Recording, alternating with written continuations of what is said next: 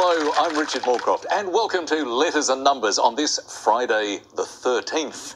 We promise not to be superstitious because our Letters and Numbers challenges for you and, of course, for our contestants are all about skill, not luck. That's right, isn't it, Lily? Absolutely. Mathematicians are never superstitious, are they? No, I find mathematicians are very logical and straightforward people. Logical, straightforward, that's what we need to get through tonight. Please welcome the logical, straightforward Lily Serna. Hi, Richard.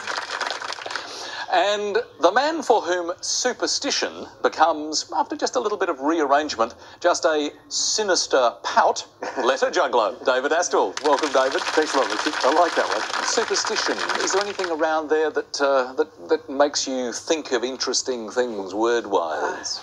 I know on my old mobile phone, if you texted the word demon, which is not something you do every day, but the last three letters, M-O-N, were actually 666. Oh, mark of the beast on the mobile phone. So, yeah, something a little bit creepy there. Oh, yes, well, that's very Friday the 13th. But enough of this strolling under ladders. Let's introduce our contestants. Please welcome back for night number 4, copywriter and our carryover champion, Aaron Tyrrell. Aaron's first paid writing job, apparently, was a column called Grumpy Old Git. So was that actually you? You had to write as a grumpy old git? Yeah, well, basically I was just so excited to see that this writing job was up for grabs.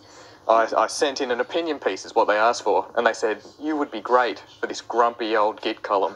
How old were you when they asked you to be a grumpy old git? 23. Well, good luck tonight. And ready to challenge Aaron is Stephen Farrelly, a management consultant who has also spent 3 years as a secondary school teacher. He's currently writing a comic screenplay that is actually set within the education department. So what's the movie focusing on? It's about an inept deputy vice principal who basically, instead of being demoted or sidelined, gets promoted and promoted. And promoted. Well, we look forward to seeing that someday. Please welcome our Friday night contestants, carryover champion Aaron Tyrrell and challenger Stephen Farrelly. And our first game tonight, as usual, is the letters game, where contestants compete against each other to make the longest word that they can. One contestant is going to choose the letters, and then each letter, of course, can only be used once. Aaron, can you kick off for us, please? Absolutely. Lily, can I please start the night with a consonant? You can. Thank you, Aaron. Starting with a T tonight. I'll have another consonant, please. N. I'll have a vowel now, please. O. Another consonant, please. D. Another consonant, please. H. A vowel, please. I. Another vowel, please. A. And a consonant. B. And another consonant. And lastly, S. Thank you, Lily, and time starts now.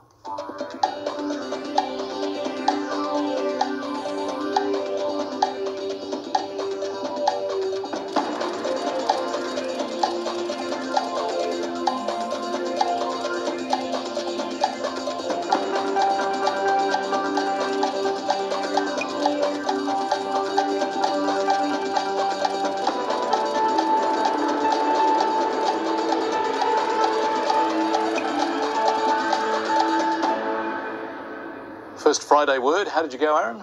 Terribly. I got 4. 4. What about you, Stephen? I got 7. Excellent. Tell us your 4 first of all, though, Aaron.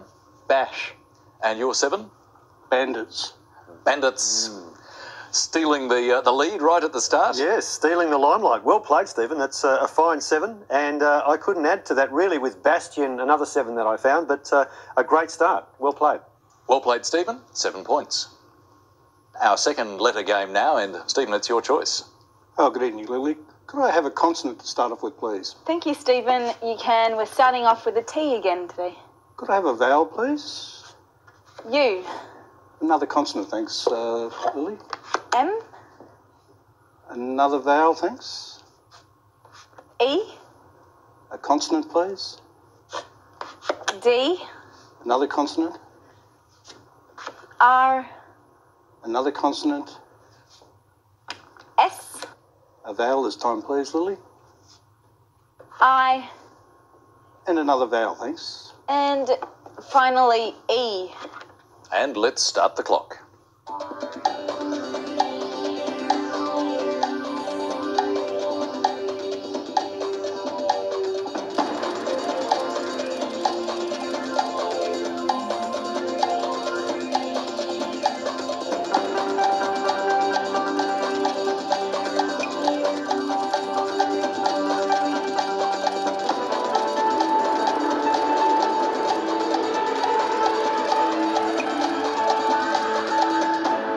did you go, Stephen? I got 7. And Aaron? 6. What was your 6, Aaron? Stride. And your 7, Stephen? Murders. Murders. Pretty nasty stuff. David? Unfortunately, Stephen, whether this is bad luck on this particular day, but there's only one R in that mix, so murders, unfortunately, is disqualified. And just to confirm your word, Aaron? Stride. Spell that, please. STRIDE. Moving along beautifully. That's a fine 6. And I found an 8 with mustard, as in corralled the cattle, MUSTERED. Nicely done. Well, that's 6 for Aaron. That means Aaron is now on 6 and Stephen 1 ahead on 7. Our first numbers game of the night now, and in this game, of course, players have to find a solution that gets them to the target number within 30 seconds. Players can only use each selected number once, but they can use, of course, 2 selected numbers to generate a third number if they want to. For example, let's say Aaron needed a 5 and there was a 2 and a 3 on the board, then he could add them together to get the 5. All right, we need the numbers to start us off. Aaron, you have a very consistent pattern so far. Are you going to stick with it? I think I am, Richard. All right, off you go.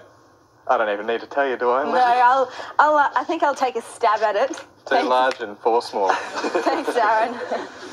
Starting with the smalls, 3, 1, 6, and 7, and the 2 large, 75 and 25, and the target number, 538. Thanks, Lily. Let's head for that target.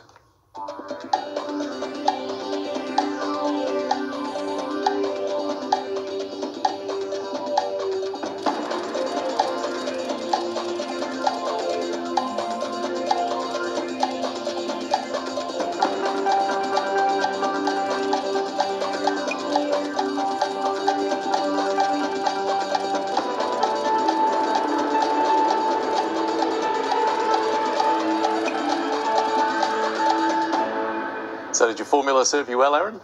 538 on the button, Richard. Absolutely, that's terrific. What about you, Stephen? 554, Richard. Okay, well, let's hear your method, Aaron. Okay, first of all, I multiplied 75 by 7 to bring me to 525. 75 by the 7 is 525. And then I got my brackets out again, and I added 6 and 1 and 3 to make 13. 6 and 1 and 3 Oh, no, to make 10. to make 10. Oh, so I didn't get 538 at all. Oh, dear. Unfortunately, Aaron has made a mistake, or discovered that he's made a mistake, so no score there, I'm afraid. How did you go, Lily? Could you get us there? It was a tough one today. I think I'll have to get back to you. Okay, well, if you have to think about it, it must have been a tough one. So we will take a break in just a moment, but that gives you the chance for your first word mix tonight, and that is, people who enjoy the arts have this in common with yogurt, and the words lure duct. We'll be right back.